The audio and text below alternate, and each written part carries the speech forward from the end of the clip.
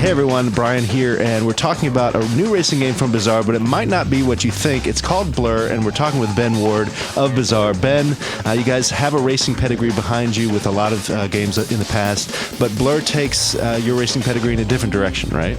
Yeah, absolutely. Blur introduces things like storyline to a racing game, power-ups, a completely different car set and environment set to what you might be used to for PGR games, and we're really sort of like taking everything we've learned from that and applying it to something completely new. Licensed cars, real-world environments, awesome graphics and sound, the physics model, all of these things we did really, really well before, so we just decided really early that we're going to stick to that sort of thing, you know. But then they're also going to see like power-ups and storyline and be like, what the hell are you guys doing, you know? So what we've done is approach them in a really sort of what we think is a sensible way. So for instance, a storyline won't have big sort of dirty cutscenes with half-naked women and stuff like that, guys with a baseball cap on backwards, you know. We're not going to do any of that.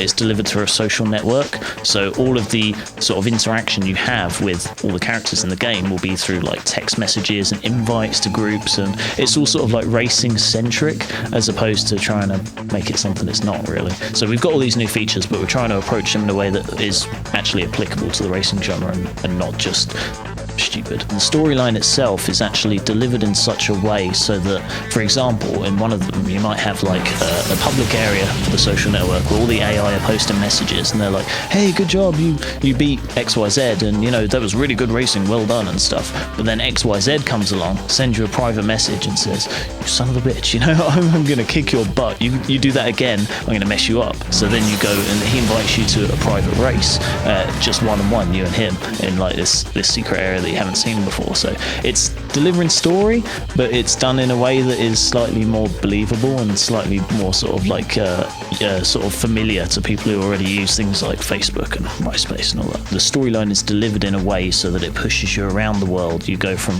like LA to the West Coast generally, then the East Coast of America, then to Europe, then to sort of the Far East like Tokyo and all those places. So the approach through the storyline arc is linear, but then within that certain things are unlocked based on your race actions. So if a certain amount of time trial races, if you set a certain number of hot laps and really, really good lap times, somebody will invite you to the time trial group, and then you'll sort of have another 5 or 6 races in that area of something that it's sort of unlocked based on how you play the game. So that's really exciting as well, that, you know, it's not, when you play it, not everyone's going to get the same races. We've got team-based racing in Blur, so some of them might be team objectives, help your team win, or protect one of your teammates, or something like that. Some of them might be like pick up power-up objectives, so collect X amount of nitro or whatever. Stunt-based objectives we have as well, certain amount of airtime or whatever, however we decide to implement that when you get to the stunt chapter. Damage runs as well, so using the power-ups to cause a certain amount of damage to other cars and bits of the environment and stuff. So really like mixing up what you have to do to be successful, and then providing sub goals so that there's 2 things you have to think about at once in the race. So there's always going to be like strategy and things to think about as you play the game. The way that we've approached power-ups is slightly different to other racing games. They won't decide the result of the race. They won't sort of like a shell fly over and blow up the first 5 guys. That's not going to happen in Blur. All of our power-ups take skill to use effectively. So for example, we have one called Shunt, which is like a sort of missile type thing that fires out the front of your car. If you hit the other cars on the back left or the back right, that'll spin them out. So, you know, you can obviously use that to your advantage and sail past them. But if you hit them sort of right on the back bumper, dead on, it will just push them forward and it will give them a boost. So, you know, you've got to be careful how you use that particular thing. It sort of augments your racing rather than actually sort of just press the button and does it all for you, you know. We've got one called Barge, which shoots like a beam of energy out either side of your car. You guys saw this in the demo. But if you just use that on a straight, it will just sort of like shove your opponents aside and not really do that much. They'll lose a bit of speed, but they'll come straight back on you, right? But if you use that on the separation of an alternate route, for example, you can push them into the barrier, or if you use it on a hairpin, you can like push them off the apex, or you can push them into like dynamic objects, you know, smash them into like a parked car or something like that, and really sort of screw up their race. That's the idea. You have to think about when you're going to use them.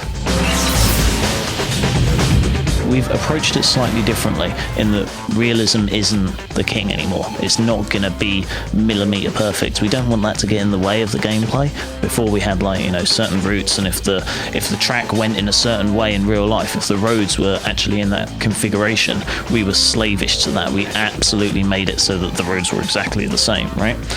But then if that wasn't a particularly good racetrack, we couldn't do much about it. We could lower curbs and stuff, but that was pretty much it.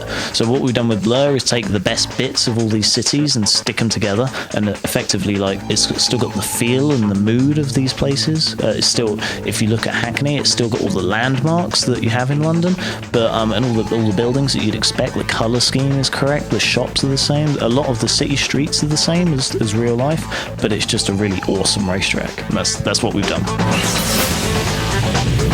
We've always been really big on online in Bizarre racing games. First of all, we have 20-car multiplayer, which pretty much gave our programmers a heart attack when the designers were like, "Oh, let's do 20 cars." But yeah, we've achieved it. So 20-car online races are in. 4-player split screen is in as well. So games don't really do that anymore for some reason, but we think that we should totally make the most of that. People have got 60-inch TVs now, and the resolution is 4 times what you had in the N64 days. So there's absolutely no excuse to not have split screen. So we're definitely supporting that as well.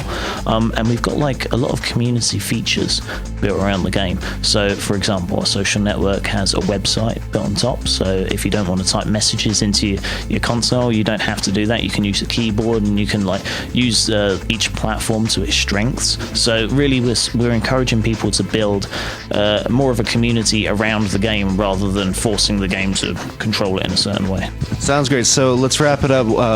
Blur, what platforms is it coming out on, and when's it coming out? It's planned to ship for fall 2009 for PC, PS3, and Xbox 360. There you go. A look at Blur coming soon.